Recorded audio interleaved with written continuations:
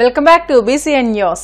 Guntur collector కార్యాలయంలో DRC సమావేశం నిర్వహించారు. జిల్లా ఇన్ఛార్జ్ మంత్రి కందుల దుర్గేష్ ఆధ్వర్యంలో జరిగిన సమావేశంలో మంత్రి నాదెండ్ల మనోహర్, జిల్లా కలెక్టర్ నాగలక్ష్మి, ఎమ్మెల్యేలు, మున్సిపల్ కమిషనర్ పులి శ్రీనివాసులు పాల్గొన్నారు. ఈ సందర్భంగా మంత్రి కందుల దుర్గేష్ మాట్లాడుతూ ఈ సమీక్షా సమావేశంలో అన్ని విషయాలపై చర్చించామని తెలియజేశారు.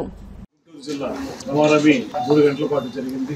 ఈ కార్యక్రమంలో జిల్లాకు సంబంధించినటువంటి అన్ని విషయాల మీద సంపూర్ణమైనటువంటి చర్చ జరగడం ఆనందకరమైనటువంటి విషయం. అది కూడా ఎక్కడెక్కడ అయితే ప్రధానమైనటువంటి సమస్యలు ఉన్నాయో వాటిని ఏ రకంగా పరిష్కరించాలనేటువంటి దిశలోనే ఈ చర్చలు కూడా జరిగాయి. ముఖ్యంగా అధికార పార్టీ ప్రజాప్రతినిధులు కూడా ఏదైతే ప్రభుత్వం తీసుకుంటున్నటువంటి కార్యక్రమాల్ని అమలు చేసే విషయంలో ఉన్నటువంటి ఇబ్బందుల్ని ప్రత్యేకంగా ఎత్తి చూపడం, వాటిని ఎలా పరిష్కరించాలో అందరం కలిసి ఒక నిర్ణయం చేయడం జరిగింది. ఇందులో భాగంగా అగ్రికల్చర్ నుంచి మొదలు పెట్టుకుని ఎడ్యుకేషన్ వరకు కూడా అన్ని అంశాలని కూడా చర్చించడం జరిగింది.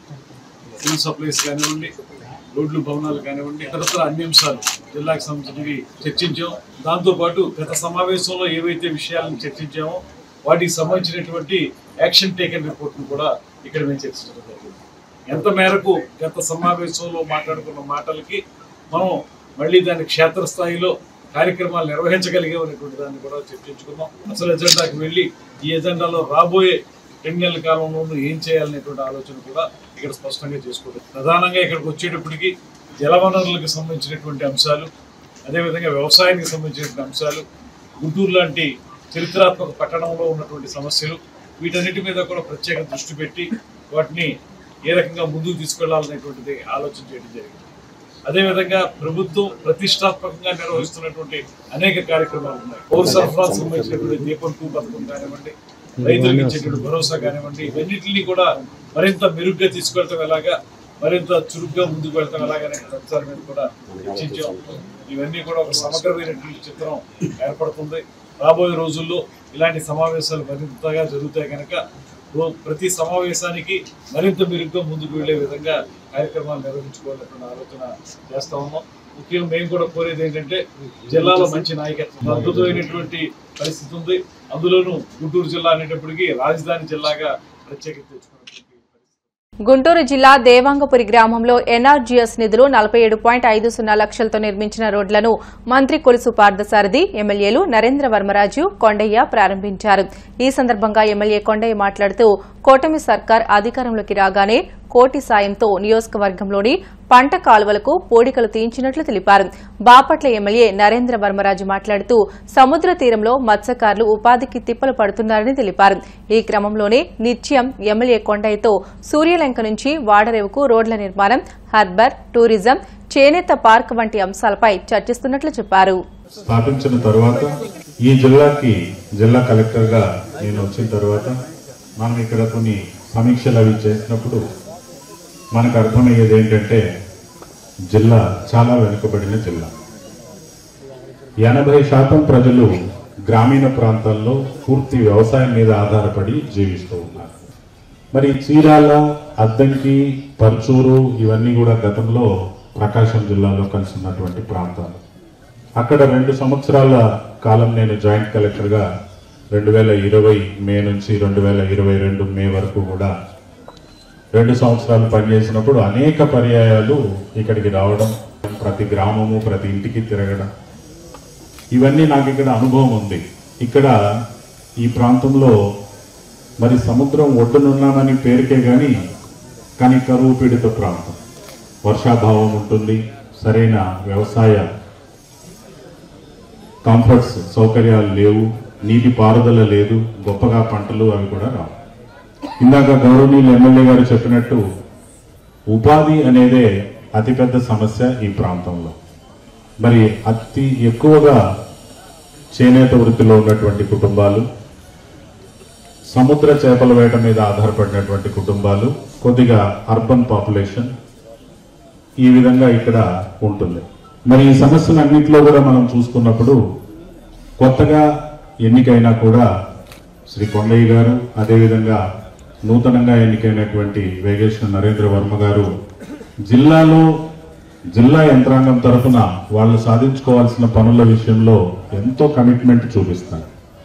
ప్రత్యేకంగా టైం తీసుకొని వచ్చి కలిసి వాళ్ళ స్థానిక సమస్యలన్నింటినీ కూడా మాకు చెప్పి వాటన్నిటిని మళ్ళీ ఫాలోఅప్ చేస్తూ మీకోసం ప్రజల అభివృద్ధి సంక్షేమం కోసం వాళ్ళు నిరంతరం తిరుమల తొలి గడప కడప జిల్లాలోని దేవుని కడప శ్రీ లక్ష్మీ వెంకటేశ్వర స్వామి ఆలయ వార్షిక బ్రహ్మోత్సవాలు వైభవంగా ప్రారంభమయ్యాయి. ఈ సందర్భంగా ఉదయం వేద పండితుల ఆధ్వర్యంలో ధ్వజారోహణం నిర్వహించారు. దేవతలారా రండి, కడప రాయుడు శ్రీ లక్ష్మీ వెంకటేశ్వరుని బ్రహ్మోత్సవ వైభవాన్ని తిలకించండి అంటూ వేద పండితులు సకల దేవతలను ఆహ్వానించారు. తిరుచి వాహనంపై స్వామిని ఊరేగించిన అనంతరం ఆలయ ప్రాంగణంలో ఉత్సవమూర్తులను ఊయాలపై ప్రతిష్ఠించారు. భక్తి గీత ఆలాపనల మధ్య స్వామికి ఊంజల సేవ కనుల పండుగగా జరిగింది.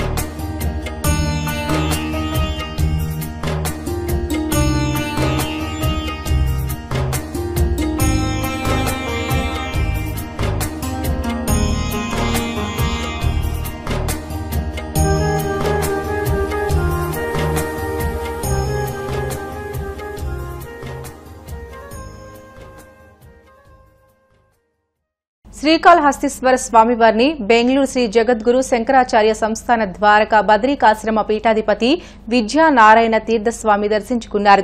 వీరికి దేవస్థానం అధికారులు ఘన స్వాగతం పలికి శ్రీ జ్ఞాన ప్రసన్నాంబ సమేత శ్రీకాళహస్తీశ్వర స్వామివారి దర్శనం చేయించారు. వార్తలు ముగించే ముందు ముఖ్యాంశాలు మరొకసారి.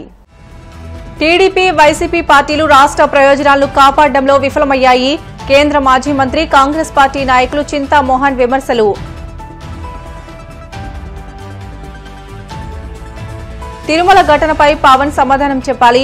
ప్రజల కోపాగ్నిలో చంద్రబాబు ప్రభుత్వం భస్మం కాక తప్పదన్న టీటీడీ మాజీ చైర్మన్ భూమన.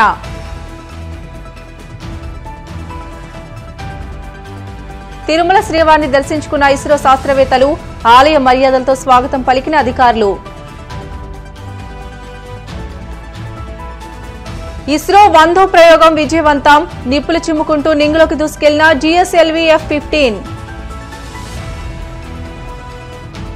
ఇవి ఇప్పటి వరకు బులెటిన్ అప్డేట్స్. మరిన్ని వార్తల కోసం BCN digital YouTube channel, Facebook పేజీని ఫాలో అవ్వండి. అప్డేట్ వార్తల కోసం ప్లీజ్ డూ సబ్స్క్రైబ్.